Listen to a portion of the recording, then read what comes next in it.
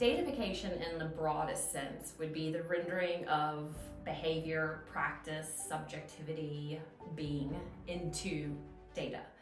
And the way we're going to be talking about it today is specifically around the turning of these things into digital data. So taking material practices, things that we do in our everyday lives, and rendering it as digital data that is then stored on various platforms. So an example might be of an Apple Watch, something where your health, your activity, your comparative well-being is something that's captured in the form of data and then stored or collected on a watch, for example, and then stored on an Apple platform that can then show you all sorts of graphs and charts and statistics about the state of your health or the state of your being, how well you slept at night, how well your heart's working, what your body energy level is like, how you've improved over time, how you compare to your peers.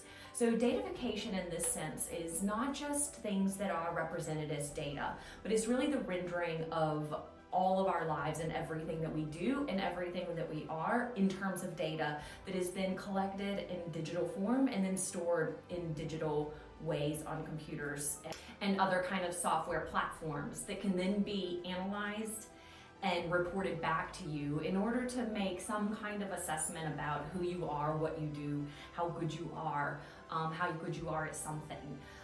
This is something that's been very a growing presence in education, as we all well know. And data has been something, especially numerical data, has been something that's been, ever more present in education over the past several decades, actually.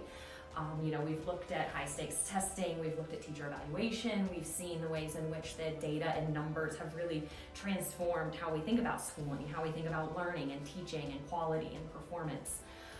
Datafication is an iteration of that. So it actually took these previous logics and ways of thinking about schooling and doing school and knowing about schooling and, using these previous infrastructures, but moving that to an online platform.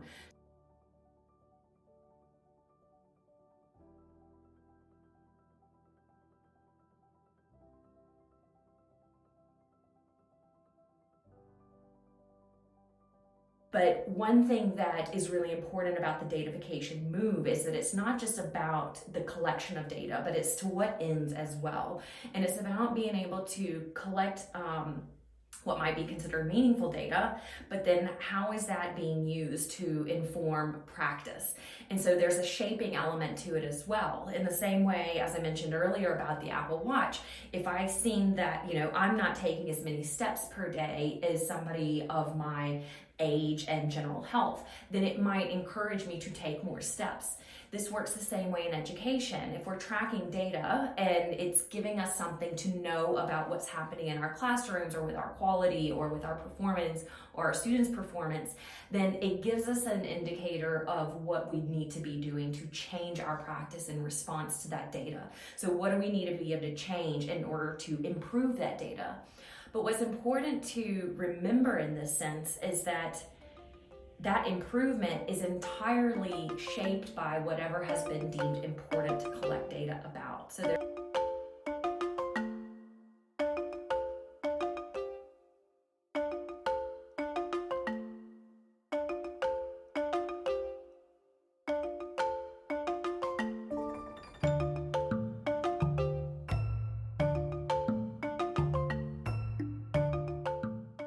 Surveillance capitalism is an interesting sort of development, if you like, from the datafication that we were talking about previously.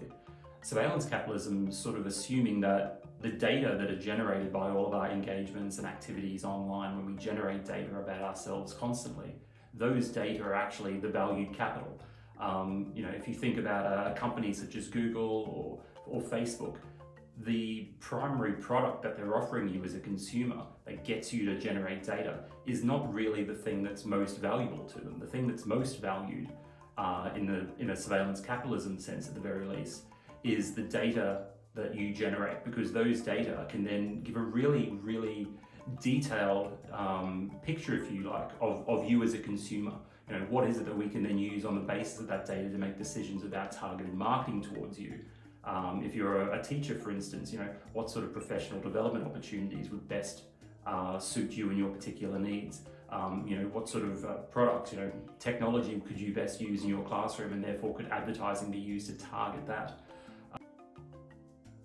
A really important distinction, I think, to make between more traditional forms of capitalism and surveillance capitalism is that there was a very clear notion of what the product was previously, and the relationship of the consumer and the service provider was well known in advance. With surveillance capitalism, the difference is now that we as users of a particular service are no longer the primary consumer.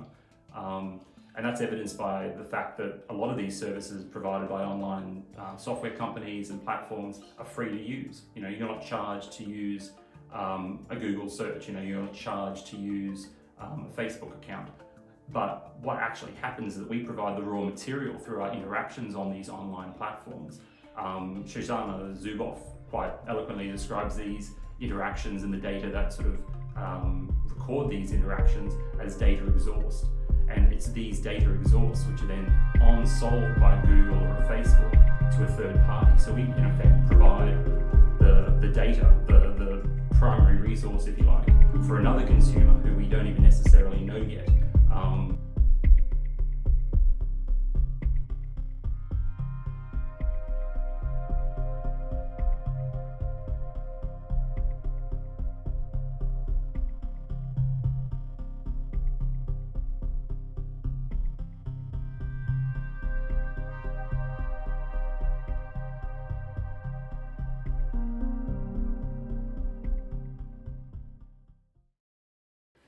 So T-TESS broadly is a teacher evaluation and support system, the Texas Teacher Evaluation Support System. And it's really arguably one of the most comprehensive evaluation systems, I'd say, in the world. It has a lot of different dimensions to it that are really focused on both evaluation, but also coaching and support. So it's kind of a one-stop shop for what teachers can get entirely in terms of knowing really clear expectations about what's expected of them. So it's a place where they plan to set professional development goals, something that they set at the beginning of the year and then follow up on throughout the year with their coach and mentors. It's also a place where they can go to learn about the evaluation rubric, so the thing that's used during their observations, where they can learn about, again, expectations, criteria, what they can do in the classroom to make sure that they're meeting these high expectations. So there are lots of different materials that they can download from, like the T-TESS website. So it's all housed on this kind of online platform that's accessible to them by this website. And so there are forms, there are handbooks, there are sample rubrics, there are calibration videos that teachers can watch to see what types of classroom practices are associated with certain types of observation scores. And so they can practice this themselves. It gives them an opportunity to know what it is that they need to be doing in the classroom, but especially what it is that their observers and their mentors and evaluators are going to be looking for. So there's that. Now, it's also a place, though, that collects and houses all of the data about their performance. So when an observer comes in to observe a teacher's classroom practice, that's where they might collect the data to, after they do their assessment and their judgment, there's an online platform where they can log in and collect the data there. So the access to that data is accessible to the mentor, the evaluator, the teacher, but then also levels up. So the principal has access to that data. data, district leaders, and as it goes up. And the important thing, if we tie in all these pieces together, so the practices enabled within T-TESS, the notion of datafication and the generation of just vast quantities of data, but then also this idea of surveillance capitalism, we can really see a bit of a perfect storm, or the opportunity for a perfect storm arising. Because every step that teachers take and engage within T-TESS is being collected as digital data, which is being housed on the platform. And we have to say up front, we're not quite sure exactly how, to what end that's being used. We don't know who exactly is looking at that data. But if we sort of problematize T-TESS through the lens afforded to us by surveillance capitalism, we can really see a whole lot of opportunities for every single facet of a teacher's practice and sense of self being captured as digital data and then stored and made available on the T-TESS platform. And the thing is, it's not just made available to their appraisers or their principals or their district leaders, the superintendents. It's also potentially then made available to private companies who have nothing to do with those classroom, school level practices. And it's every facet potentially of a teacher's practice and sense of self. It could be the number of times that they click when they're on a certain professional development page.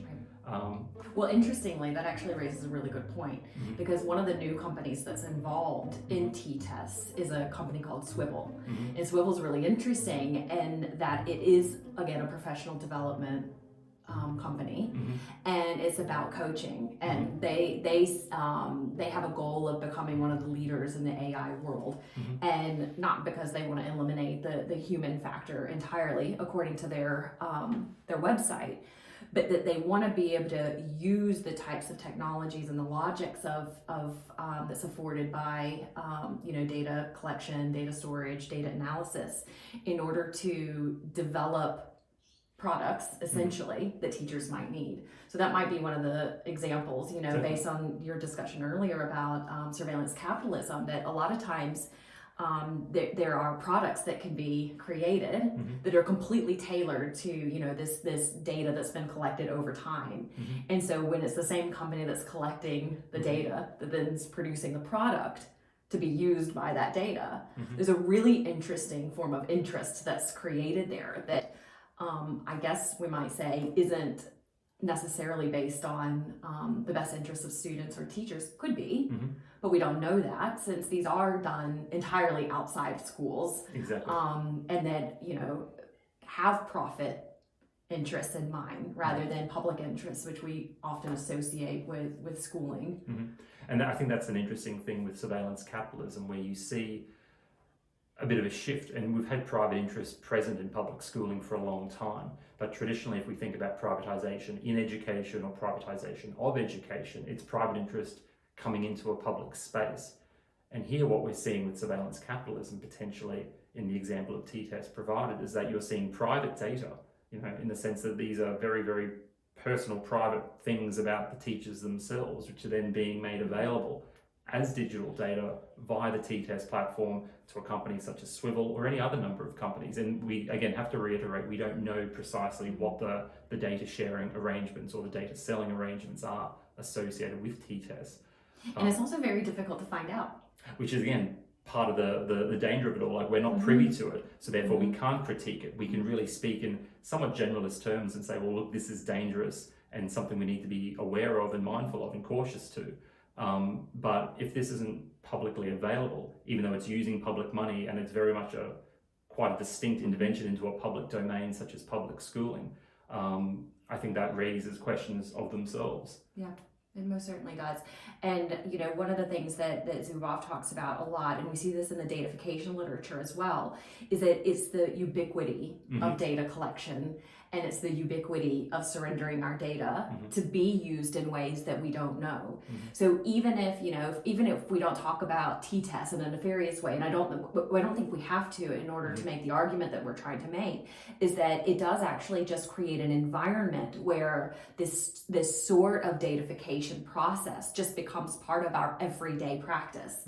And so we stop being able to question, because we don't even think to question, because datafication has really shaped every every bit of our lives. Mm-hmm. You know, we do it daily. I talked earlier in the video about, you know, Apple Watches, or the fact that we collect data about ourselves all the time. You know, we spend, you know, time on social media, and we look at likes to see how many, you know, how many friends we have, or, you know, how popular a particular photo might be, or whatnot. So it is, it's that ubiquity that can be actually quite problematic, because we then again stop questioning what's made possible, because we sign that, you know, we sign the contract, we sign the terms of service, right? We don't even read it anymore. We just click OK, accept all cookies, whatever it is, and we just go through the motions now. So it's really that we need to think about in terms of setting up conditions that make all sorts of things possible. And Zuboff really, I think, does a really nice job of describing the potential dangers of that. And when we think about education, the T-TESS just provides a really powerful example as to how education is creating those grounds and those conditions that might allow for, or have been allowing, companies to become involved in education in ways that we sometimes don't even know about. And I think that absolutely, like the ubiquity of it, you know, it's the teacher who's, you know, looking at their Apple Watch to see how many steps they've taken, the teacher who's, you know, accept all cookies when they're browsing, potentially when they're creating lesson plans themselves. It's that ubiquity, but it's also combined then with the discourse that more data is better. Like if teachers know themselves better, they'll be better teachers. If the appraiser or the school or the superintendent knows their teachers better, then they can provide better interventions. And lo and behold, here's some companies who can offer those interventions that are provided them in a particularly targeted way. So it's this combination of ubiquity and the taken for grantedness of us surrendering data constantly. But then at the same time, we're being told, well, you need to surrender data and you're kind of a bit dangerous and we should be wary of you if you don't want to surrender data. What do you have to hide about your practice, your subjectivity, you know, the things inside your head? And it's a legal contract for a lot of teachers. Yeah. There's not a lot of choice in terms of what teachers are able to do. It's a requirement in most school districts in the US. We're finding similar things in Australia. If you look in the UK, it's exactly the same. And to be honest, I'd say most education systems across the world are implementing very similar forms of logics and technologies to make sense of schooling, and teachers and students and students' parents are becoming quite limited in their ability to agree or disagree, to participate in this. So it's quite a market. Yeah, and it's a non-negotiable. Like, how do you opt out if this is a contractual obligation of you as a teacher? You can't say, I don't accept all cookies. Well, I mean, you might be free to do that, but you also might be then jeopardizing your career or your tenure or promotion opportunities or whatever it be. So again, the thing we keep coming back to is the ubiquity of this, the danger of this, and the fact that so much of this is being driven by interests and actors outside of the schooling space. And so there's very little opportunity for teachers, for educational experts, for the academy to say, is this the most appropriate or beneficial thing to be investing our time, our money in? Is this improving student learning? Is this improving teacher practice? Quite often those things become sidelined when outside actors are involved, and especially with logics of surveillance capitalism. Improving teacher practice might be a stated aim, but if the logics say, well, the most valuable thing is the data generated by teachers engaging with those platforms, whether they improve their practice or students improve their learning can become somewhat of an incidental interest. If the primary goal is to generate that data, you know, the data exhaust really are the thing that drive the whole vehicle. That's right. And, you know, we spend a lot of time in education, you know, critiquing, you know, the use of testing or the algorithm that's used, or, you know, the various implications of how we use testing. But, you know, I guess with this paper, what we're asking people to do is also to consider the broader discourse of the time, and in how this sits within those kind of political and social and historical conditions that are creating possibilities that extend far beyond schooling, but then how schooling is also implicated within that. So we hope that with this presentation, we've raised some questions for you, and that hopefully maybe we've answered some questions as well. Exactly. The next time you're asked, say, no, I don't accept all cookies. It's your little moment of resistance. Thank you. Thank you very much.